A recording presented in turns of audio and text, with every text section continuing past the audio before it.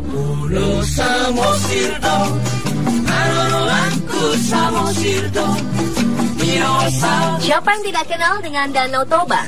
Danau terluas dan terdalam di Indonesia ini menjadi salah satu ikon wisata yang diunggulkan tahun ini.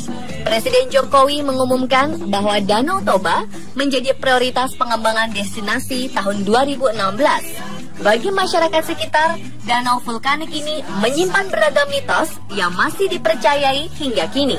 Mulai dari ikan mas raksasa yang bersemayam di dasar danau sampai sosok wanita berwajah rata.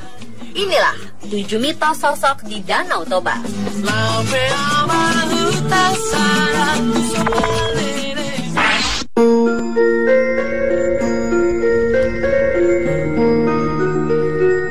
Ukuran Danau Toba yang luas dan dalam membuat kepercayaan tentang ikan mas raksasa yang bersemayam di dasar danau masih dipercaya secara turun-temurun.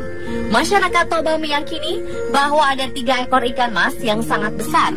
Masing-masing ikan mas berwarna merah, hitam, dan putih. 3 warna ini merupakan warna khas suku Batak. Banyak masyarakat yang mengaku sering melihat ikan ini dengan ukuran antara 5 hingga 10 meter melintasi danau. Nelayan di perairan Toba selalu gelisah saat rombongan ketiga ikan ini lewat karena akan merusak perangkap jala mereka. Karena kepercayaan ini, setiap ada ikan yang berukuran lebih besar dari biasanya akan diperlakukan dengan terhormat. Ikan yang ditemukan akan dipelihara dan diberi sesajen berupa telur, jeruk purut, dan sesajen lain.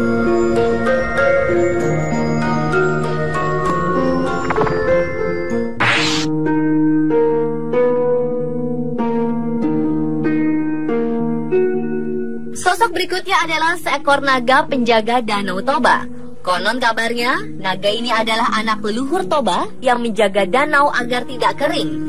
Naga ini masih sering muncul hingga sekarang. Beberapa nelayan yang sedang menjala ikan di danau kadang sering bertemu makhluk besar bersisik seperti ular besar berenang di danau. Namun belum ada yang bisa membuktikan keberadaan naga ini. Dengan luas dan dalamnya danau, kepercayaan tentang naga ini tetap dianggap masuk akal. Panjang naga diperkirakan setengah dari keliling Danau Toba. Jadi, yang masih leluasa hidup di danau tersebut.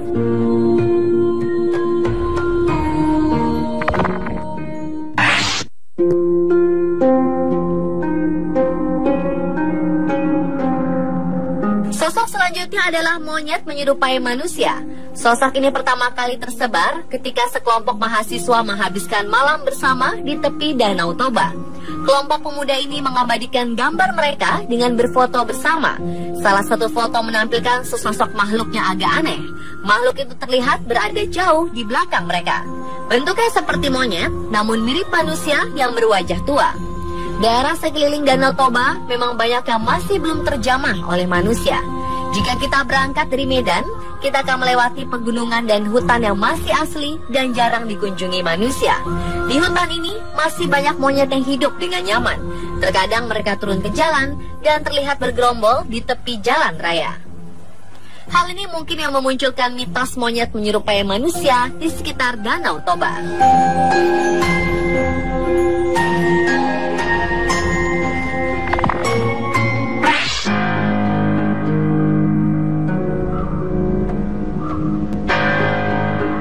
Danau Toba dikelilingi oleh pegunungan yang masih asri. Hal ini membuat suhu di Danau Toba akan berubah menjadi dingin ketika malam hari.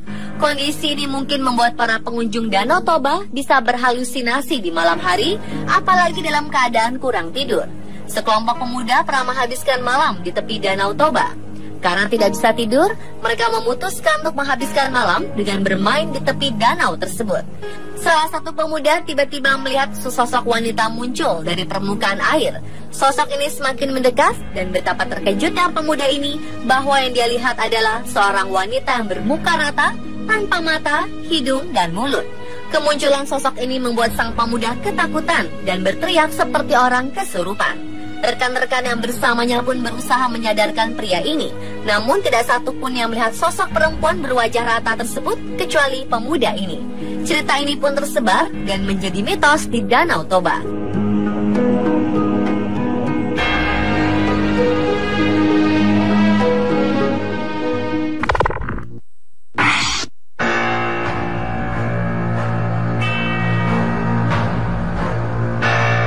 Tidak hanya sosok-sosok misterius yang berkembang di sekitar Danau Toba, masyarakat dan pengunjung juga mengaku sering mendengar tangisan misterius jika sedang menikmati suasana malam hari.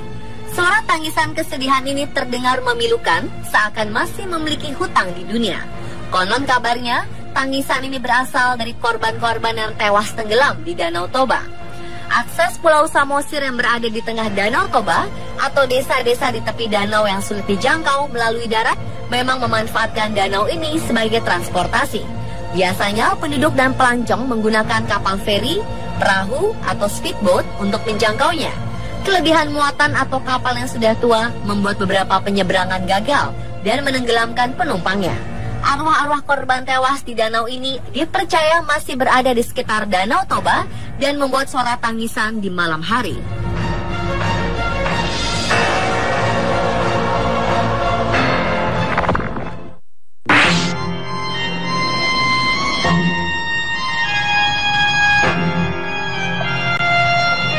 Pada akhir tahun 1948, Belanda kembali ingin merebut kemerdekaan negara Indonesia. Mereka pun membonceng tentara sekutu untuk menyerbu Indonesia. Hal ini membuat para pemimpin bangsa Soekarno, Syahrir, dan Haji Agus Salim dibuang ke Sumatera Utara. Awalnya mereka ditempatkan di Brastagi, kemudian dipindahkan ke Parapat, kota kecil yang letakkan di tepi Danau Toba. Di kota ini, Bung Karno dan kedua rekannya tinggal dari akhir Desember 1948 hingga akhir Januari 1949. Rumah pengasingan Bung Karno di Parapat masih berdiri megah dan dijadikan rumah bersejarah. Tamu-tamu pemerintah Provinsi Sumatera Utara sering menginap di situ selama bertugas di kota Parapat. Beberapa misteri muncul dari rumah ini. Pengunjung yang menginap sering mendengar suara-suara dan langkah kaki dari ruang pertemuan yang dulu dipakai Bung Karno. Tidak hanya suara, beberapa pengunjung mengaku mengalami gangguan oleh makhluk-makhluk tak kasat mata.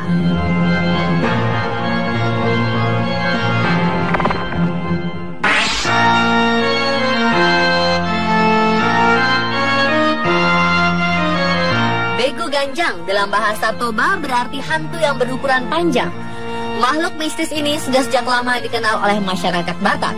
Menurut penduduk di sekitar Danau Toba, Begu Ganjang kadang menghantui daerah sekitar.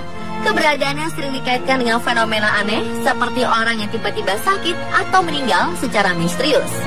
Konon, mereka yang pernah melihat menjelaskan bahwa makhluk ini sangat tinggi dan jika dilihat bisa mencekik orang yang melihatnya. Sosok ini suka berdiam di atas pohon-pohon yang tinggi. Pohon-pohon seperti ini banyak tumbuh di hutan-hutan sekitar Danau Toba. Pemirsa, itulah 7 mitos sosok di Danau Toba. Semua itu berasal dari cerita masyarakat dari mulut ke mulut. Kebenarannya masih diperdebatkan hingga sekarang.